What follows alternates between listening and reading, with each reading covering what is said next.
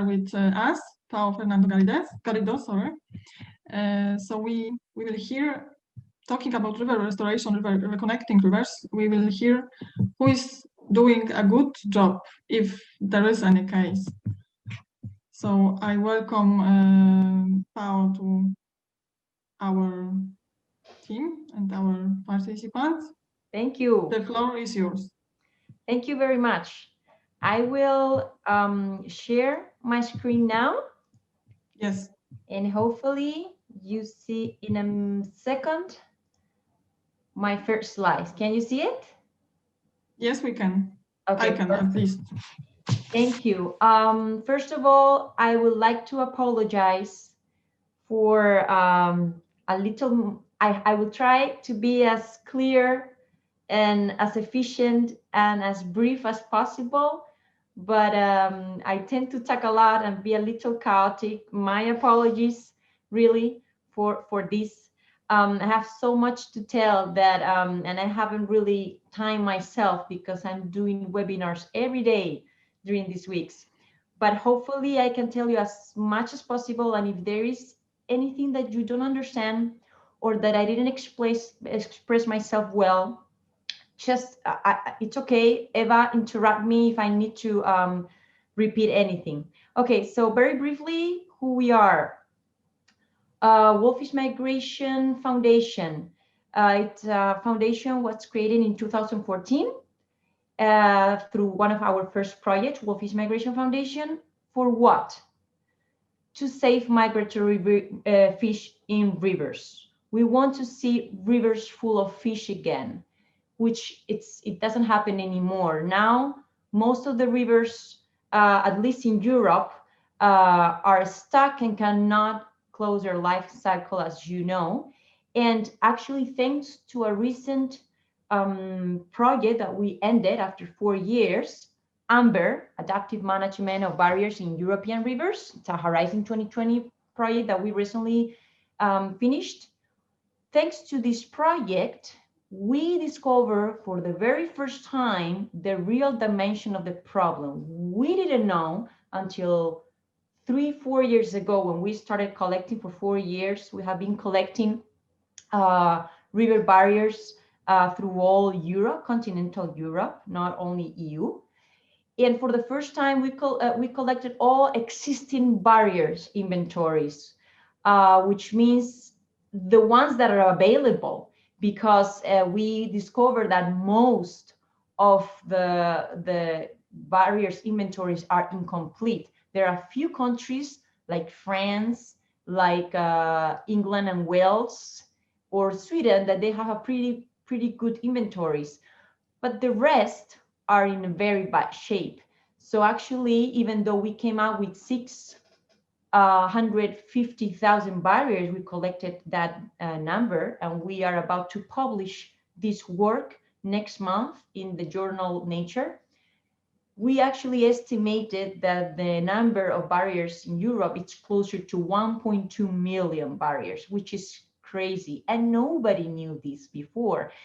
3 years ago, when you would try to find these figures, you would always find the same numbers.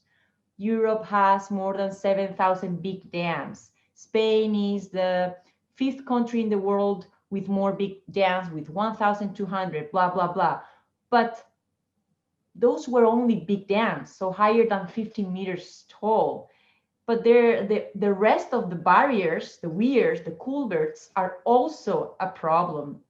And so we discovered this, and we realized that in Europe, we have forgotten how productive our rivers were. Our generation, our parents' generation, we haven't known this. And this is a picture this is a screenshot of a part of a wonderful documentary that I encourage you to watch. It's a German documentary which talk about how productive their rivers were just 100 years ago. All the salmon they had, all the economy, the active and important economy that salmon fishers were, and that's gone just because of managing and overusing and mismanaging our rivers the way we have done the last century. You can find this documentary, by the way, and many others in our website in wolfishmigrationday.com. That's the documentary called well, I don't know how to pronounce it correctly, but Lach Quo Vadis. Okay, so it's really good. So going back to the talk, why we started at this, why we started at our first project, Wolffish Migration Day, because we realized thousands of organizations around the world were working very hard, making so much efforts to restore their rivers, to restore their migratory fish populations, and nobody was talking about this. Nobody really realized all these efforts. Usually the citizens thought that just maybe we were just a few organizations working on this, and it was not very important. So we decided, no, we need to get all together, everybody, because we found out in every single country at this moment, they are having problems in their rivers and with their fish population. So we organized Wolffish Migration Day. We started in 2014. We do it every 2 years. And two of the goals we have there is, first, that all these thousands of organizations organize a local event. This year, most of them are online, just like this event. But usually in the past, they were all physical events, many kind of events, anything that you can think of, webinars, seminars, conferences, but also musicals, marches, runs, marathons, marches, football games, a championship you can see there in the Netherlands with the Mermaid Cup, lots of children's activities, river excursions, visiting dam removal places and projects, and so on. We had over 60 type of events and more, even theater plays. The goal of this was not the way how to do it, but the goal, any activity that could reach the population and create awareness and inform the citizens what's going on. That's Wolffish Migration Day, and in only 4 editions, this is the 4th edition, we have been growing exponential, and we are, thanks to the union and working together more and more, and thousands of organizations together, people are realizing this is not about 1 or 2 or 10 organizations, and this is very important work all around the world, and they are starting to see why this is so important. Another of our projects that we will actually launch next November 12th on a webinar is Global Swimways, and you are invited to attend this project, which we started it a few years ago. We are about to launch officially. We are creating a website where we are how can I explain? It's just like flyways. We created the concept Swimways, which means which rivers and streams, which rivers are still available for migratory fish around the world. So thanks to different experts and the collaboration of many experts, we are little by little developing these maps. It's that we just started 2 years ago, and more work needs to be put on this. But hopefully, with the years and with more experts, we will be able to close and finish this great project. And why we're doing this? Because migratory fish populations, as all of you know, are doing not good at all. And actually, in our latest report, the first freshwater migratory fish Living Planet Index we launched and published this past July of this summer, we found out that the average worldwide of decline is 76% of decline in freshwater migratory fish. So this is the most negatively impacted fauna in this moment. And it's not only in Europe, it's around the world. although European situation is the worst one. So let's start with the interesting part of the presentation. What are we doing to improve this? Okay, so in 2012, Herman Vanningen, the founder of our foundation, and I met for the first time in the Fish Passage Conference in Massachusetts, where I had the great luck to take a dam removal course back then in Massachusetts. And we found out all the work that was being done in USA, all the information about removing dams and the before and after studies about removing the dam, the positive impacts. There were even courses, short courses to train engineers how to remove a dam, conferences, and we were like, and what the hell is being done in Europe? Are we doing something? Are we removing dams? We knew nothing. So we started searching in 2014 and 15. And what we found out was just amazing. We started collecting the dam removal and weir removal inventories of some countries. These are the ones that we have at this moment in 2020. But back then in 2015, we started it with France, with Sweden, with Finland, Spain, and UK only. And we were amazed. We were like, all these countries are removing dams and nobody's sharing anything. Why are they removing them? Why are removing these dams? Who is paying for this? How do their legislation work? And is this mandatory for the dam owners? Or is this something that the government does? We had so many questions. And then we started investigating, which is what I will explain later in a few minutes. But this is the status of Europe in this moment. I want to really point out that only France and Sweden, they do not make a distinction between naturally removed, which means a collapse after a storm, for example, and man remove, okay, artificially. They just put everything in the same bag, okay? So it's a pity we miss that. It's super important detail. But the rest, like Finland or Spain, UK, they do. And actually I have to say that Finland, we were told that at least they think that they have removed doubled 1,000. But because I will explain that later, I'm just speeding up, but I have a slide only for them, that this information is collected regionally, and then the regions have to update the national organization. We'll see this later.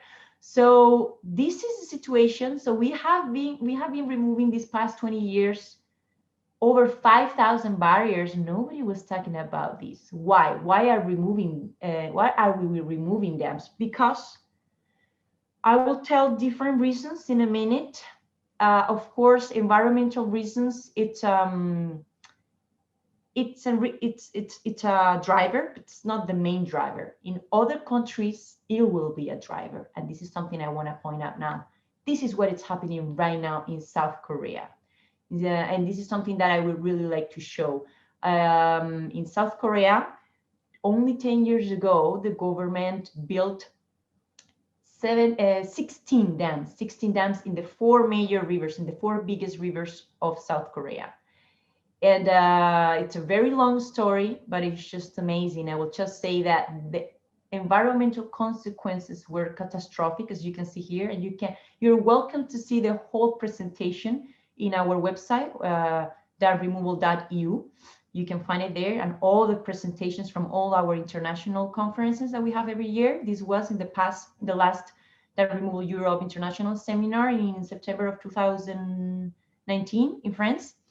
And we have to be aware that the impact, and I know all of you are, the impact of dams and weirs are very big, depending on what river, in what location, what kind of river. It can be this catastrophe of algae booming, where they cannot drink the water anymore. And this is the very first country in history who, after only 10 years of building these dams, the government are seriously debating the last 2 years to remove the dam. And it's very probable that they will remove one of the dams already soon. So only 10 years after building the dam. And they are right now in discussions. Right now, as we speak, they are in discussions. So yes, environmental reasons are one of the reasons, but it's not the main reason of why we are removing them, sadly. Not in USA, which it's one of the most active countries who are removing dams, neither in Europe. As we all know, and I won't go through all this, you all know the huge impacts, the negative impacts, environmental impacts because of dams. I won't go through that, and sadly, I have to say it's not the main reason. Safety reason, I have to point out, was the main reason for USA to start a plan. And I have to say, in my opinion, they have like the best program. Why? Because in the 70s, USA started to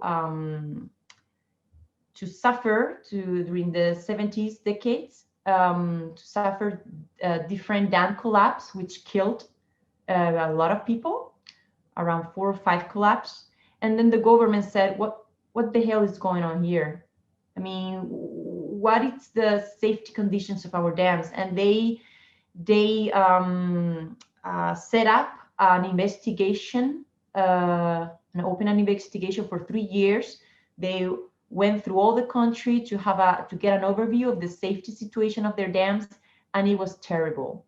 So in 1981 or 82, the president back then decided to create a program, dam safety program, where they obligate the dam owner to maintain and inspect, maintain and repair his or her dam. And I won't go through the details because it's very long, but thanks to that, so the government, the main reason to remove dams in USA for the government was safety, to avoid more dam collapse. But the main reason for the dam owners in USA, it's economic reasons. Because in USA, if you own a dam, it's going to cost you money. So if your dam is not giving you any economic benefit, you are not really producing energy or making money out of it, you better remove it. It's going to be much cheaper because you will have to go through inspections every year or every 2 years or every 3 years, depending on the type of the dam where you have. And after inspection, usually you have to repair it, and the repairs are very expensive. So it's going to cost you so much money that USA citizens, owners decide, okay, I'm going to remove my dam if I'm not going to use it, So it's a really, really effective way to start removing dams in USA. But again, it's because of safety and economic reasons, not environmental reasons, okay? And in Europe, the main reason, it's legislation. So the liability reasons are the ones that are really activating governments to act. It depends. We will see this later.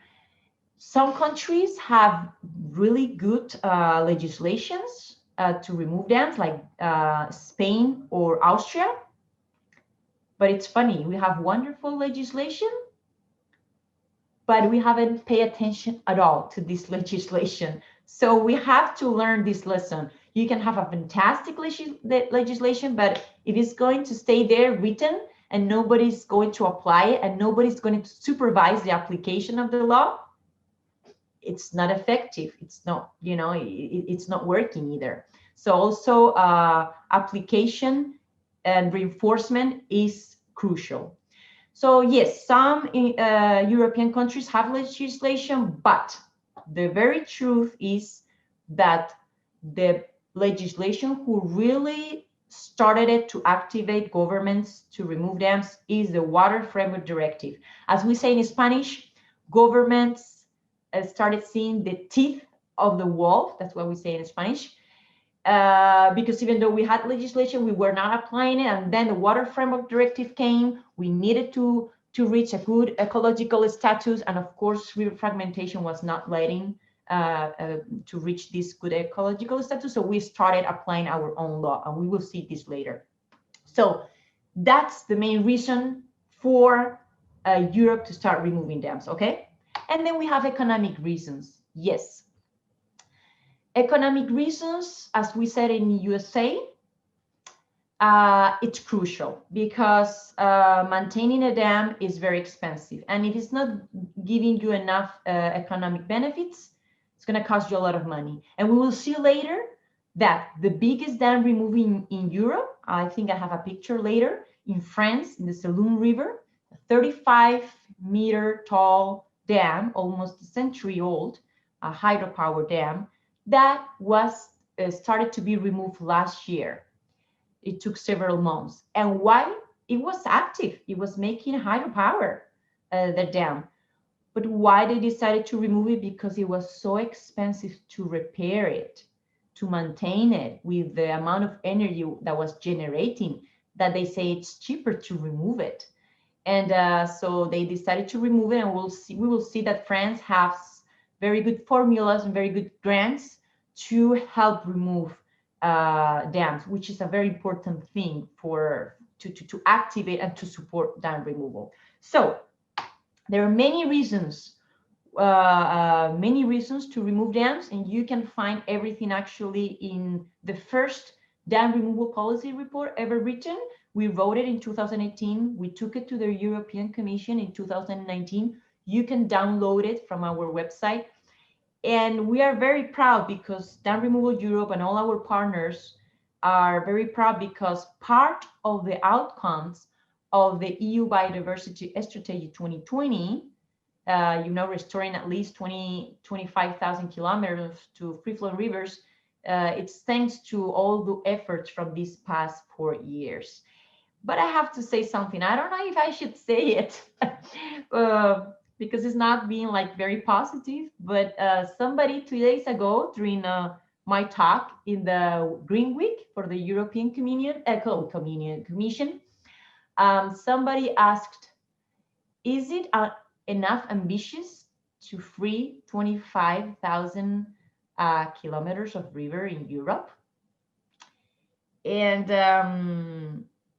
I mean, I think it's very important to be positive, and I think it's a great start. But again, a great start, just a start. And I'll tell you why. Because just Estonia last year, they removed 10 weirs, approximately 4 meters tall each, in the Pärnu River in Pärnu city, 10 different weirs in a row.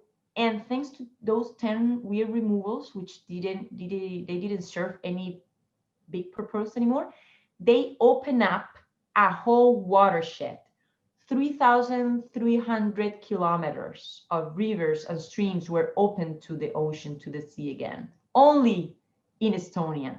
So 3,300 kilometers Estonia open up, and then the goal of the EU biodiversity strategy is 25,000 for the whole EU. It's not a lot.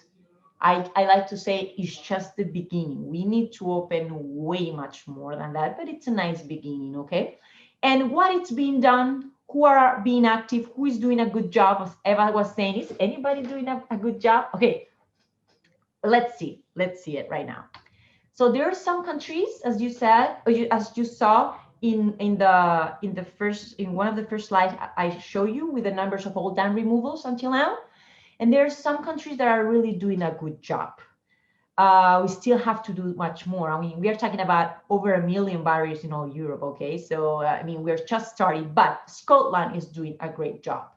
Scotland, and it's funny because Scotland doesn't have many barriers. If I don't remember well their total number in their national inventory, but I remember Wales and England only together. Wales and England had 22,000 barriers, and I think Scotland only had 700 or something like that, like very little, and they are removing dams. So I have to say Scotland is doing not only a good job because they are starting to remove dams, but because they were the first one to create a grant, a national grant annual from 2 to 3 million euros to help restore the rivers. And this is crucial.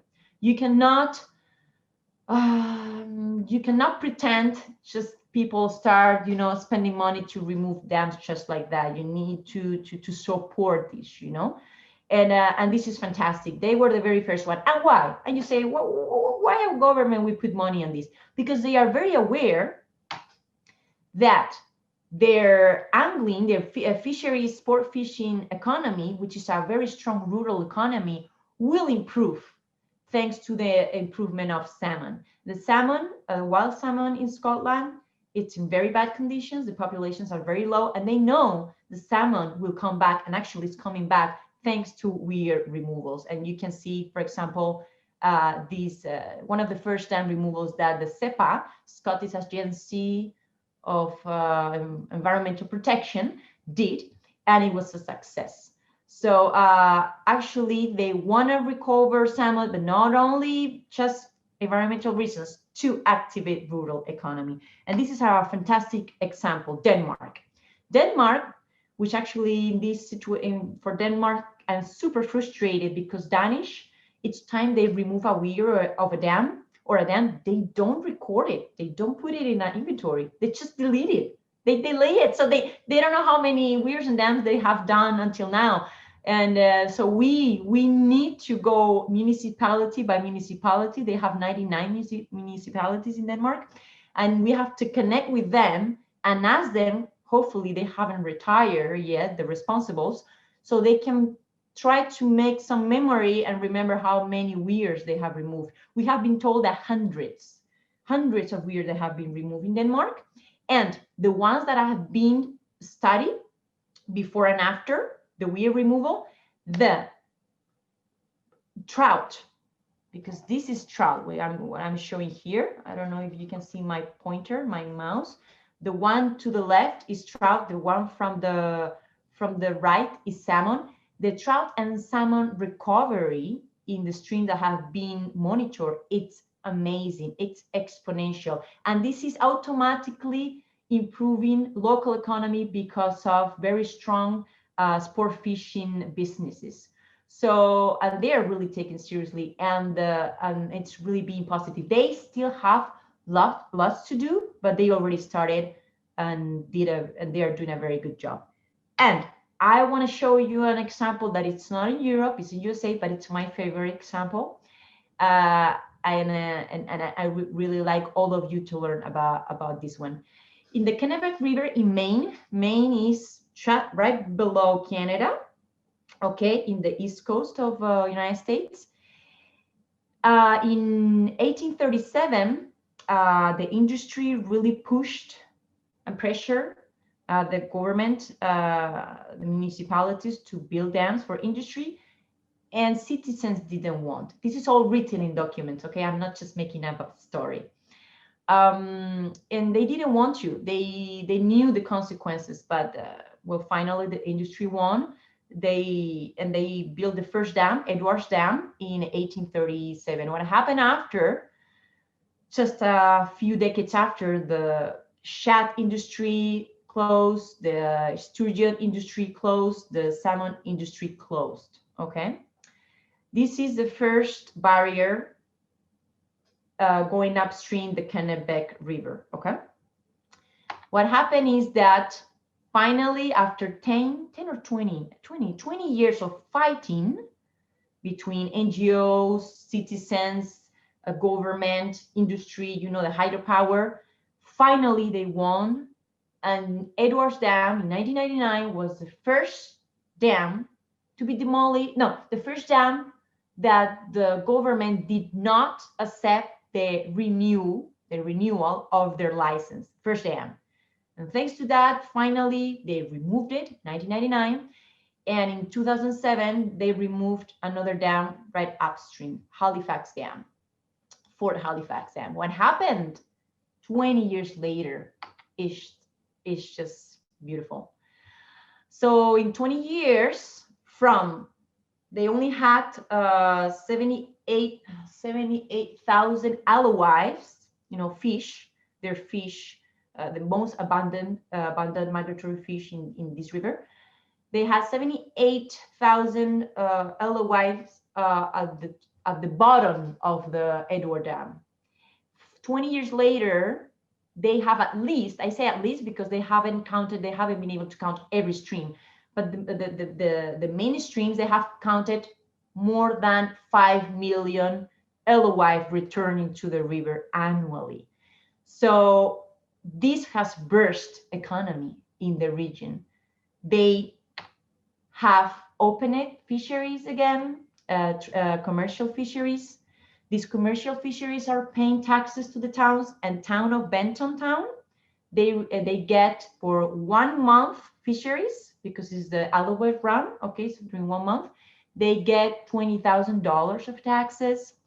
And not only that, because otherwise are bait of haddock and cod, which is one of the most important fisheries in the coast of Maine, and they export to the whole world. The haddock and cod population, which is in decline, is starting to recover, and the coastal fishermen are starting to see this improvement. So this is also improving coastal fisheries, and it's also improving ecotourism, because now that the river is open, they have white waters, so the kayakers can come, and they started the national kayak competition. They have more bird watchers. They are starting to see birds that they hadn't seen for a century because there's more fish. And this is something that it's hard to I have been following this case for years, and I interviewed 12 different people, governments, NGOs, and they told me this directly. So it's really amazing the recovery of this watershed. But it's not only what's coming after the economic recovery of after dam removal. It's also during the dam removal. And this is something that I think is crucial, that everybody should talk about this. The government of Massachusetts have done an analysis, an economic analysis for 3 years, 2011, 2013, and 2015. You can download it from their website. And if you want, I can share it with you, where they discover after this economic analysis that the restoration projects that they are working on, the money they put on these restoration projects generate equal to or greater economic benefits than projects like road or bridge construction. So this is something people don't talk about. So people only think about, oh, economy, we have to build, at least here in Spain, roads, bridges, tunnels, high-speed trains, blah, blah, blah. No, but these type of projects also are positive for economy. And this is not something made up. This is true. And this is something that's why we were really, we insisted a lot into the European Commission and the European Union that this is another way also to activate economy, restoring and supporting river restoration projects. And one of the first countries that are really starting to take this seriously, and they don't have any legislation background on this, on dam removal and river restoration, is Lithuania. I want to highlight this case because it's just wonderful. I mean, for me, it was like the best news I could have this year, 2020, at work. Thanks to Carolina, I won't say her last name because I cannot pronounce her last name. It's just impossible for me.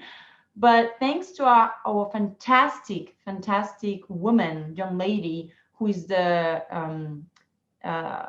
responsible of all the NGOs in Lithuania. She organized the first dam removal Europe national seminar in the Ministry of Environment 2-3 years ago. Thanks to this, we started communication with the Ministry of Environment in Lithuania. They saw the huge importance. They understood the huge importance of restoring their rivers and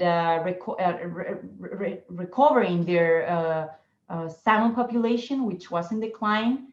And I didn't know, I felt so bad. I didn't know Lithuania has the biggest salmon specimen of all Europe.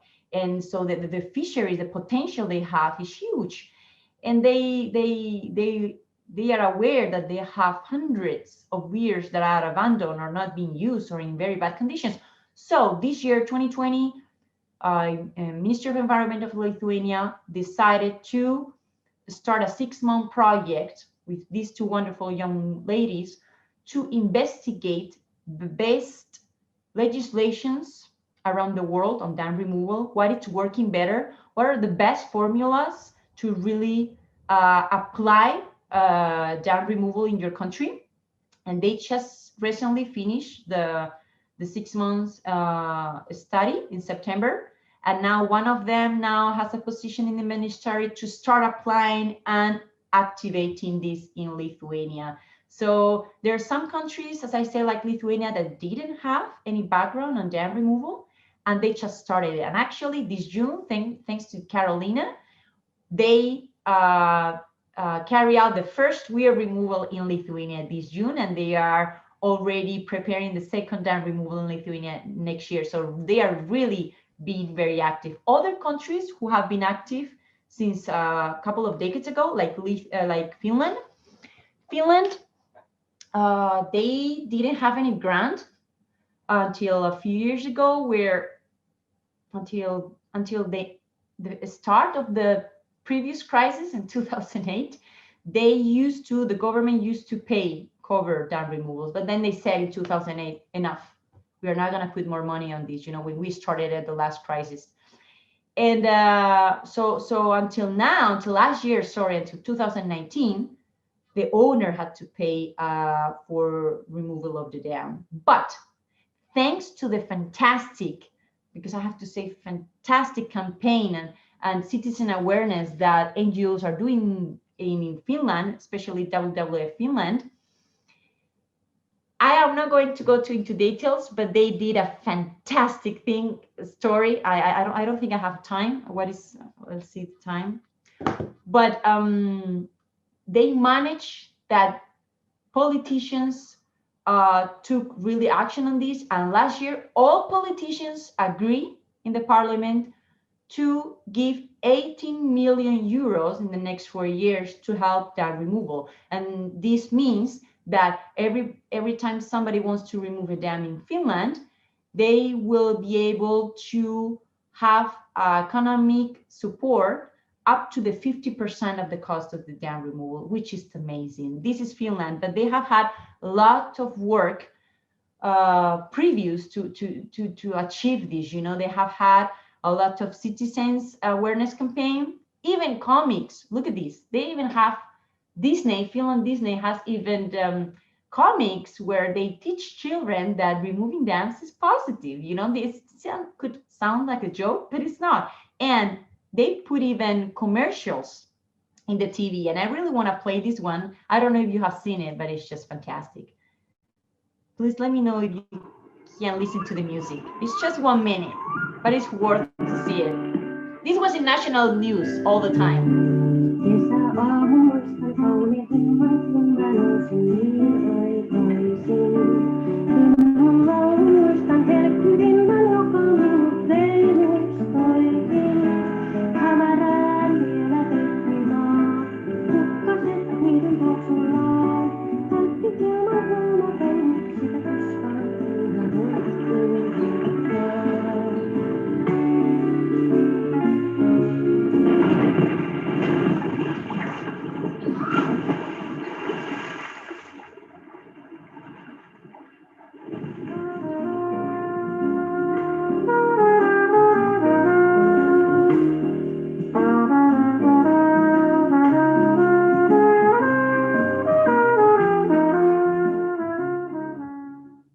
So I just wanted to really show you how important it's really to work on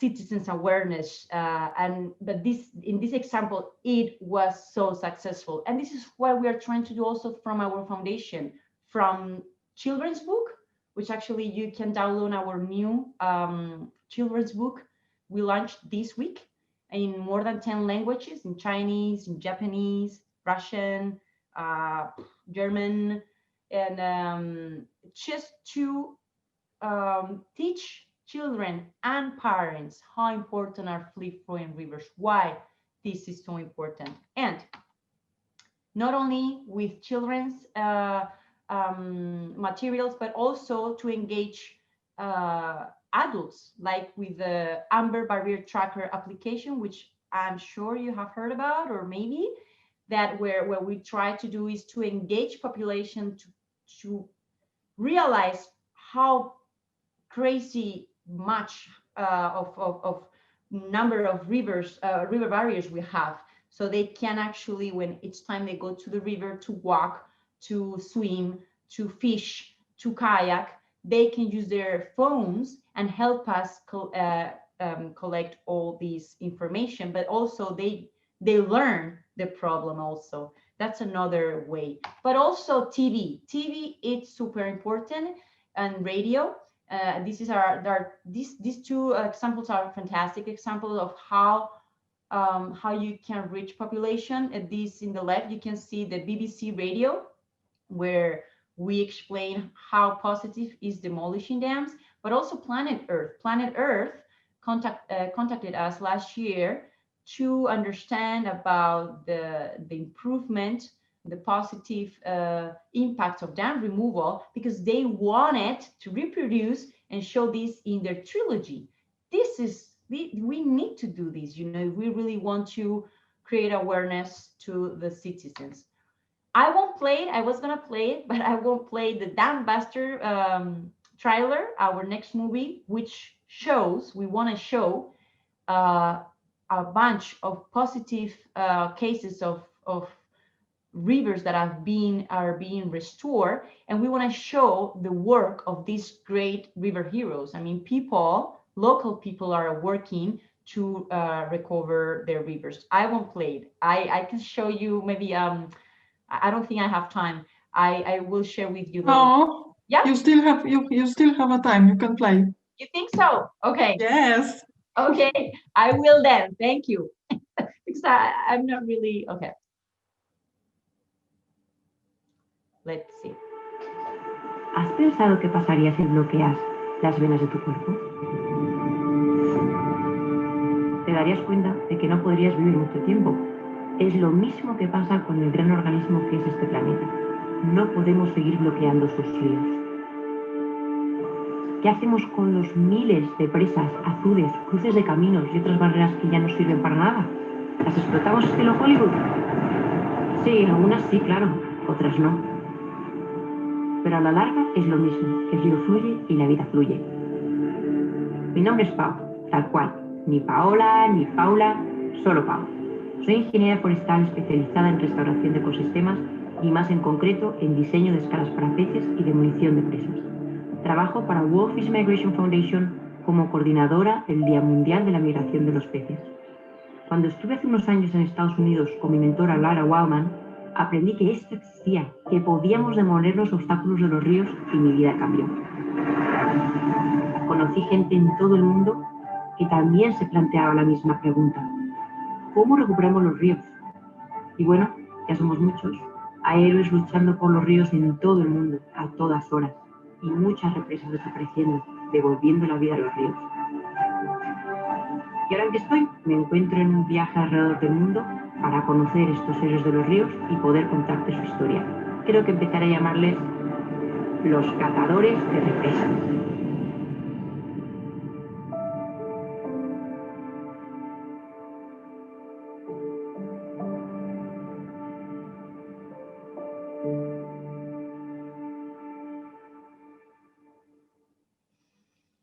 Well, I hope you liked it.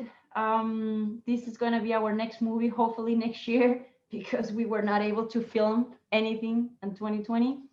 But actually, it's very probable that actually we will have 2 or 3 movies, not only one.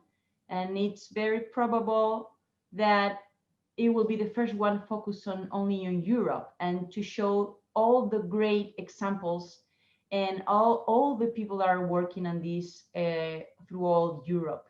So and this won't be only focus, or not focus, but this won't be made for only for citizens. This will be also done for policymakers and politicians, because we will interview politicians, policymakers. We will compare legislations, the difference between Spain and Finland and Italy and France, you know. So I think it will be positive, and hopefully you like it. So just to continue, there is so much to tell, and I keep telling a bunch of presentations, you know, funny presentations, so people don't fall asleep, of why we are removing dams. But there's so much information, so much that I will just go through it fast, because sometimes it can be tough, so much information. But you have it in my slides, you have it in my presentation, and I can forward this PDF with you, so you have everything written down. I would like to point out that France is the most active in removing dams. It's also true that they have one of the most fragmented rivers, along with Germany. France has 90,000 barriers, out of which 75 are dams on weirs in France. They have a lot to do, but they have a good system, and they also help finance these dam removals, sometimes up to 60 and 80%, which is very important. And what is the main driver for France to remove their dams? Safety, water quality, ecological continuity. Those are the three main drivers, but also Water Framework Directive, the first one. I should have written down there, Water Framework Directive, okay? So that's for France. And this is the dam removal I was telling you last year. It started in May of 2019 in Salmon River in Normandy, 35-meter high dam, hydropower, amazing. And in the movie The Ambassadors, we interview the opponents, the people who were against this dam removal there, the local people. And we explain why it's so important to engage the community and locals from the first moment. This was not done in France, and it was very, locals suffered a lot. And at the end, we ended up actually talking and having lunch together, and they understood, but nobody has really had a meeting with them, you know, explaining why. And this is crucial. It's crucial. You have always to engage local community on this, you know. You cannot do it just by your own. And the next one is Sweden. Sweden have removed a lot of dams and weirs. They didn't have any grant until this year, where hydropower has given €1 million. I think it was $1 million.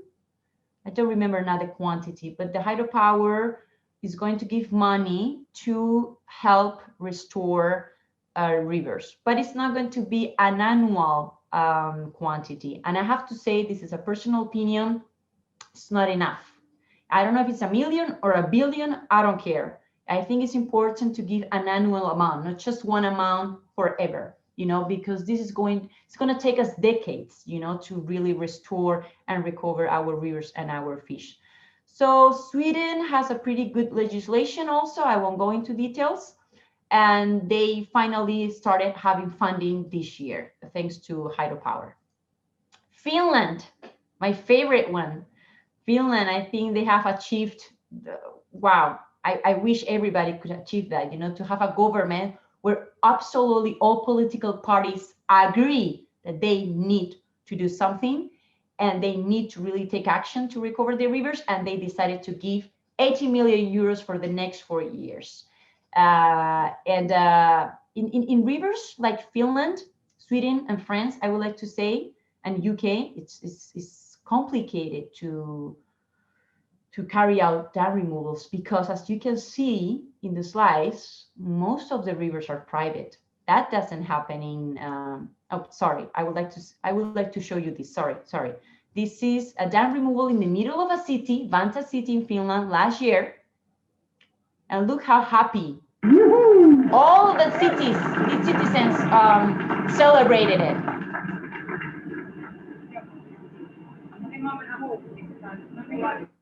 This is a historical dam, okay? Oh, sorry, no, not again. This is a historical dam, the one that they removed. So they were thinking about, oof, we don't want to remove our historic ancient dam.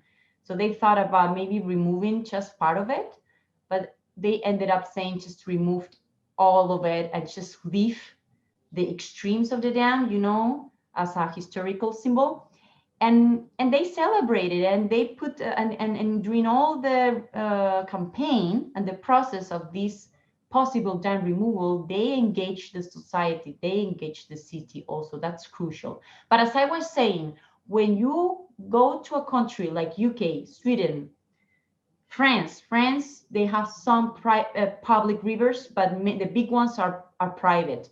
They have private rivers. I would say UK, in my opinion, it's the place where it's more difficult to remove a dam, and they are removing dams. So if UK can remove dams, we can remove dams, because UK, all the rivers are private. Not in Spain, for example, or Portugal. Our rivers are public, okay? And they are so attached to their weirs, so sentimental, you know, attached. Each time that the environmental agency in England, for example, wants to remove a dam, they go to the owners and they always say, oh no, my weir, you know, here, my great-great-great-grandparents got married, excuse me, you know, or my parents learned how to swim here in this pond, you know. It's very hard to remove a weir in England or in Wales or in Scotland. In Northern Ireland, they haven't removed any dam at this point. So, and they are making it possible. They have removed over 100 weirs already. Why? What's the main driver? Water Framework Directive. That's one. And then the second, maintenance, safety, water quality, and of course, recovering their migratory fish. But first, Water Framework Directive. And I would like to show you here a picture of one of the many weirs they have been removed. This was removed last year. So most of the dams in UK are this tall, okay? They are small weirs, but with no use. And Spain, this is one of my last examples, Spain, where I am based. Our rivers are public, okay? So this means that they are managed fully by government, by the river basin authorities. And what is the main driver from Spain to remove dams? Water Framework Directive. We haven't done any single thing before the Water Framework Directive, even though it was in our wonderful national legislation. Actually, already Spanish law had in 1879, we already had in our legislation that in those rivers where there were salmon and trout, it was important to design fishways. Nobody did a single fishways. Then in 1942, in the fisheries law, water law in Spain, it was mandatory, not recommended, mandatory since 42, to build a fishway in each weir or dam. Nobody did anything. The situation in Spain, sturgeon totally extinct, and we know it's because of dam. It's not, I'm not making it up. It's in our Ministry of Environment website. Sturgeon was extinct because of dams. Shad is extinct. Salmon is almost extinct. You can see salmon, but most of the salmon comes from hatchery. It's not wild. Pao, just to inform, 5 minutes to. Thank you. Perfect. 5 minutes. I think I have just a few more. So that actually I'm about to finish. So Spain is removing dams. We don't have any grant. I have to say that I found out this year by surprise that the government, the ministry, is thinking about creating a grant to help dam owners to remove their dams. But I found out about this wonderful news before the pandemic. I don't know after the pandemic what will happen. but in this moment we don't have any grant. So in our legislation, it's explained, it says that the dam owner must pay for the removal. What's happened? What has been going on? All the dams that we have been removing these past 20 years, over 300 weirs and dam removed, all of them except I think 1 or 2 have been covered by government, have been paid with our taxes, because the dam owners didn't appear, because the dams were abandoned, because the dam owners were broke. This is a fantastic example. It's the highest dam removed in Spain, 22 meters high, and they had to remove it, and it was covered by the government, the cost, and it was an amazing actually removal. Very complicated because of contamination in the sediments, a long story, but they achieved it. So I just want to say thank you to all of you, and you are welcome to write me for any question you have. I'll try to help as much as I can. Thank you.